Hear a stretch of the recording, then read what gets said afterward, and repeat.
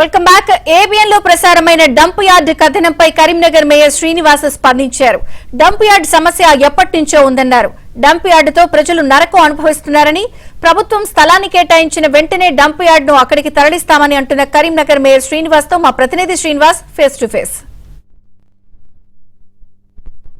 కరీంనగర్ను పట్టిపీడిస్తున్న అతి ప్రధానమైన సమస్యల్లో డంప్ యార్డ్ సమస్య కీలకమైనది. మానేరు నది అందాలతో పాటు కరీంనగర్ వాసులకు ఈ డంప్ యార్డ్ నరకం చూపిస్తోంది.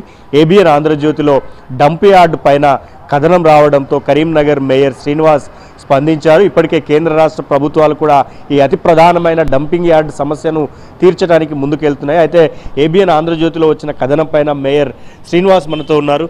సార్ చెప్పండి, కరీంనగర్లో ఈ డంపింగ్ యార్డ్ ఇష్యూ ఎలక్షన్స్లో పెద్ద హాట్ టాపిక్ అయింది. మీరు కూడా హామీ ఇచ్చారు.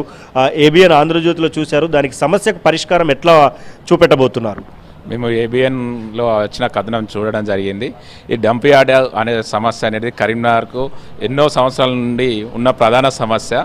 ఇది తప్పకుండా అప్పుడు కేంద్ర మంత్రివర్యులు శ్రీ బండి సంజయ్ గారు, కేంద్ర పట్టణాభివృద్ధి శాఖ మంత్రివర్యులు శ్రీ మనోహర్ లాల్ ఖట్టర్జీ గారి దృష్టికి తీసుకువెళ్ళడం జరిగింది. దీనికి వారు సానుకూలంగా స్పందించారు. ప్రధాన సమస్య ఎక్కడ వచ్చిందంటే ఇక్కడ దానికి స్థల సేకరణ విషయంలో ప్రధాన సమస్యగా ఉండడం జరిగింది. మేము పాలకవర్గం ఏర్పడ్డ తర్వాత ప్రధాన సమస్య మేము డంప్ యార్డ్ విషయంలో ముందుగా దాని దృష్టి పెట్టడం జరుగుతుంది.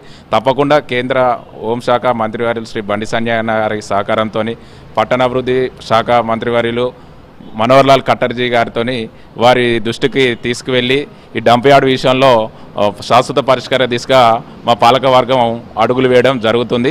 ప్రధానంగా చూసుకున్నట్టయితే స్థల సేకరణ విషయంలో రాష్ట్ర ప్రభుత్వానికి సుద్ధా మేము సహకారం కోరుతాము.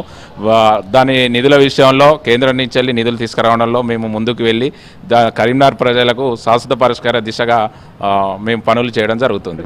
బయో మైనింగ్ సమస్య కూడా అంటే గతంలో డబ్బులు కేటాయించి మధ్యలోనే ఆపేశారు. అది కూడా పూర్తి స్థాయిలో జరుగుతలేదు. సో దానిపైన మనం దృష్టి పెడతారు. తప్పకుండా గతంలో బయో మైనింగ్ స్మార్ట్ సిటీ కింద ప్రారంభించడం జరిగింది 16 కోట్లతోని. బయో మైనింగ్ సంబంధించి మా దృష్టికి వచ్చింది, అది ఇంకా జరగడం లేదని ఇప్పుడు ఈ మార్చి నెలాఖరులో బయో మైనింగ్ ప్రారంభించడం జరుగుతుంది. ఈ స్థల సేకరణ విషయంలో ఎట్లా ముందుకెళ్తారు?